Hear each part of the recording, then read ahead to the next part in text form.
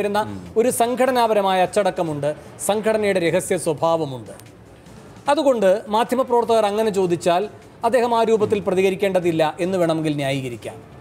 ഇവിടെ അദ്ദേഹം ഒരു ജനാധിപത്യ സംവിധാനം പ്രവർത്തനക്ഷമമായിരിക്കുന്നു എന്നതിൻ്റെ പ്രതീകമാണ്, അല്ലെങ്കിൽ ആ പ്രതീകത്തിൻ്റെ ഒന്നാമത്തെ കരുവാണ് അദ്ദേഹം. അവിടെ ഒളിച്ചു വയ്ക്കപ്പെടില്ല. കാരണം അദ്ദേഹം പ്രതിനിധീകരിക്കുന്നത് ജനങ്ങളെ, മാധ്യമങ്ങൾ പ്രതിനിധീകരിക്കുന്നത് ജനങ്ങളെ.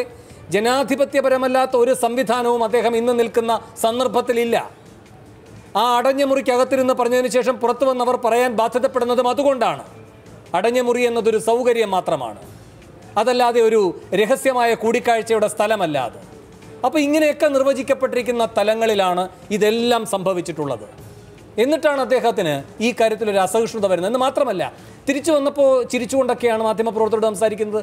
പക്ഷേ എത്രയുണ്ട് ആ ചിരിയുടെ ആയുസ്? അതൊരു ചിരിയുടെ പ്രശ്നമല്ല, അതൊരു വിദ്വേഷത്തിൻ്റെ പ്രശ്നമല്ല, അതൊരു സമീപനത്തിൻ്റെ പ്രശ്നമാണ്. കാരണം പെട്ടെന്നാണ് പറഞ്ഞതിന് ശേഷം ഒരു ചോദ്യത്തെ പോലും അഭിമുഖീകരിക്കാൻ തയ്യാറല്ല, ഇറങ്ങുകയാണ്. വീണ്ടും വീണ്ടും ചോദിക്കുന്നത് എന്താണ് മാധ്യമപ്രവർത്തകർ? ഞങ്ങളെ എന്തിനിങ്ങനെ ഭ്രഷ്ട് കൽപ്പിച്ച് മാറ്റി നിർത്തുന്നു എന്നാണ്. അപ്പോൾ വീണ്ടും വരികയാണ് മറുപടി, മാറി നിൽക്ക്. കവടിയാർ കൊട്ടാരത്തിലെ കനകസിംഹാസനത്തിലിരിക്കുന്ന വ്യക്തിയോടല്ല മാധ്യമപ്രവർത്തകർ ചോദിച്ചത്, ജനാധിപത്യപരമായി തിരഞ്ഞെടുക്കപ്പെട്ടിരിക്കുന്ന ഒരു സംവിധാനത്തിൻ്റെ പ്രതിനിധിയോടാണ്. തീർച്ചയായും ഇതൊരു വസ്തുതയാണ്. ഈ വിഷയത്തിൽ നിങ്ങളുടെ പ്രതികരണവും യഥാർത്ഥത്തിൽ പൊതുസമൂഹത്തിൻ്റെ പ്രതികരണവും മാധ്യമപ്രവർത്തകരുടെ പ്രതികരണവും ഒക്കെ ശരിയാണ്.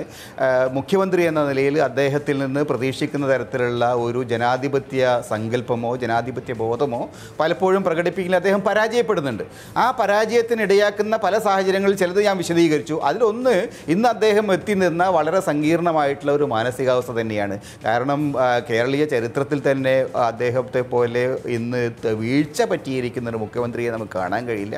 സ്വാഭാവികമായിട്ടും അതിൻ്റെ ഒരു റിഫ്ലക്ഷനായിട്ടാണ് ഞാനതിന് കാണുന്നത്. അതിനപ്പുറം പിണറായി വിജയൻ ഒരു മാധ്യമ വിരുദ്ധനാവണമെങ്കിൽ മാധ്യമപ്രവർത്തകർക്കെതിരായിട്ടുള്ള ഒരു ദീർഘകാലാടിസ്ഥാനത്തിലുള്ള പദ്ധതികൾ അദ്ദേഹം നടപ്പിലാക്കണം. അങ്ങനെയൊന്നും ഉണ്ടായിട്ടില്ല. ഇതുവരെയുള്ള അവസരങ്ങൾ നോക്കിക്കഴിഞ്ഞാൽ മാധ്യമപ്രവർത്തനത്തെ സംബന്ധിച്ച് ശക്തമായിട്ടുള്ള വിമർശനങ്ങൾ ഉന്നയിക്കുമ്പോൾ തന്നെ അദ്ദേഹം മാധ്യമങ്ങളുമായിട്ട് ശത്രുതാപരമായ സമീപനമൊന്നും എടുത്തിട്ടില്ല. മാധ്യമങ്ങളെ എല്ലാ ആഴ്ചയും അദ്ദേഹം കാണാൻ തയ്യാറാകുന്നില്ല എന്നല്ലാതെ മാധ്യമങ്ങളോട് അദ്ദേഹം സഹകരിക്കുന്നുണ്ട്, മാധ്യമപ്രവർത്തകരോട് സഹകരിക്കുന്നുണ്ട്. പക്ഷേ ചില സന്ദർഭങ്ങളിൽ മാധ്യമപ്രവർത്തകർ പൊതുസമൂഹത്തിൻ്റെ ഭാഗമാണ്, ജനാധിപത്യത്തിൻ്റെ ഒരു പ്രധാനപ്പെട്ട ഘടകമാണ് എന്ന ബോധത്തോടുകൂടി പെരുമാറുന്നത് അദ്ദേഹം പരാജയപ്പെടുന്നുണ്ട്. ഒരുപക്ഷെ കമ്മ്യൂണിസ്റ്റ് പാർട്ടി പാരമ്പര്യത്തിൻ്റെ കൂടിയുള്ള മാധ്യമ വിരുദ്ധമായിട്ടുള്ള ഒരു സമീപനമായ ഇടതുപക്ഷത്തിനുണ്ട്. ഒരുപക്ഷെ അതുകൂടിയായിരിക്കണം അതിന് കാരണമായിരിക്കുന്നത്. പക്ഷേ അദ്ദേഹം അത് മാറ്റാൻ ശ്രമിക്കേണ്ടതാണ്. നിർഭാഗ്യവശാൽ ഇതുവരെ അദ്ദേഹത്തിന് അക്കാര്യത്തിൽ ഒരു സ്വയം വിമർശനാത്മകമായി മാറ്റം വരുത്താൻ കഴിഞ്ഞിട്ടില്ല. അത് വളരെ ഖേദകരമായിട്ടുള്ള സംഗതി തന്നെയാണ്. ശരി, ഞാൻ ഇടവേളയിലേക്ക് പോകണം. ഇടവേളയ്ക്ക് ശേഷം സൂപ്പർ പ്രൈം ടൈം ചർച്ച ചെയ്യുന്നത് കണ്ണൂരിൽ മാത്രം കണ്ടിരുന്ന അക്രമശൈലി തലസ്ഥാനത്തേക്ക് തല നീട്ടുന്നത് എന്തിന്? ഇടവേളയ്ക്ക് ശേഷം.